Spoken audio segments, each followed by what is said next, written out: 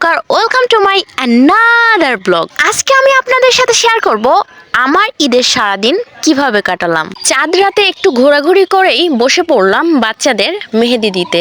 যদিও আমি মেহেদি দিতে খুব একটা ভালো পারি না, তবে কাজ চলে যায় আর কি। আর ছোট ছোট হাতে মেহেদি দিতে আমার ভালোই লাগে। তারপর সকালে উঠে দেখছিলাম কার মেহেদির রং কেমন হয়েছে। ঈদের দিন সকালে খাওয়া দাওয়া শেষ করে বাসার সবাই মিলে একসাথে মুভি দেখছিলাম। মুভি দেখা শেষ করে ফ্রেশ হয়ে বেরিয়ে পড়লাম নানু বাড়ির উদ্দেশ্যে।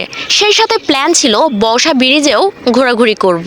আমার মনে পড়ে না গত 4-5 বছরে কখনো ঈদের দিন বাড়ি থেকে বের হয়েছি বা ঈদের দিন ঘোরাঘুরি করার জন্য বের হয়েছি। তাই আমার একটা ভ্রান্ত ধারণা ছিল যে ঈদের দিন গাড়ি ঘোড়া খুব একটা পাওয়া যাবে না। তারপরেও দেখলাম অনেক জ্যাম, মানুষজনের প্রচুর পরিমাণে ভিড়। এই ঈদটা মনে হয় আমি বড় হওয়ার পরে আমার জীবনে শ্রেষ্ঠ ঈদ ছিল। আমার অনেক অনেক বেশি আনন্দ লাগছিল এই দিনটাতে। এগোতে এগোতে চলে আসলাম বর্ষা ব্রিজের কাছে। ব্রিজ পাওয়ার একটু আগেই দেখতে পারলাম একটা টেডি এখানে দাঁড়িয়ে আছে, আর বাচ্চারা টেডির সাথে দুষ্টামি করছিল এবং ছবি তুলছিল। বর্ষা ব্রিজে আসার পরে দেখতে পারলাম প্রচুর পরিমাণে ভিড়, এত পরিমাণে ভিড় যা বলার মতো না। এজন্য আমি ব্রিজে একটু নামতে চাইলেও আমার ভাইয়া আমাকে নামতে দেয়নি। তারপরে আমরা আবার এগিয়ে চললাম নানু বাড়ির উদ্দেশ্যে। তবে ব্রিজে অনেক পরিমাণ ভিড় থাকায় একটু জ্যাম বেঁধে গিয়েছিল, তাই আমাদের অটোটা একটু ধীরে ধীরে চলছিল। তাই কিছু ছাপড়ি পোলাপান সিগারেট খেয়ে ধোঁয়া ছুটছিল।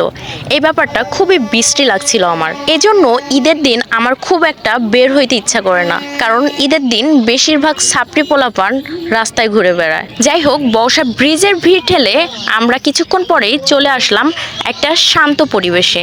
আমাকে সব সময় কোলাহল মুক্ত, শান্ত, নীরব প্রাকৃতিক পরিবেশ আকৃষ্ট করে থাকে।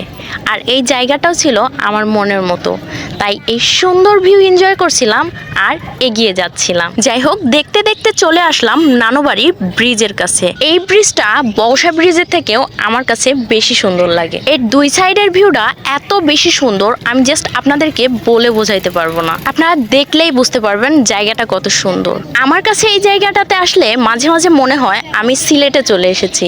সিলেটের প্রাকৃতিক সৌন্দর্যের মধ্য দিয়ে এগিয়ে যাচ্ছি। এর অপর পাশে যে জায়গাটা আছে সেটার ভিউ আরো বেশি সুন্দর। আমি যেহেতু অপোজিটে আছি এই জন্য সেটা দেখাইতে পারলাম না। আপনারা চাইলে বর্ষা ব্রিজে না গিয়ে এই জায়গাটিতে যাইতে পারেন। এই জায়গাটা বর্ষা ব্রিজের থেকেও অনেক বেশি সুন্দর। যাই হোক, এই ছিল আমার ঈদের দিনের আনন্দ।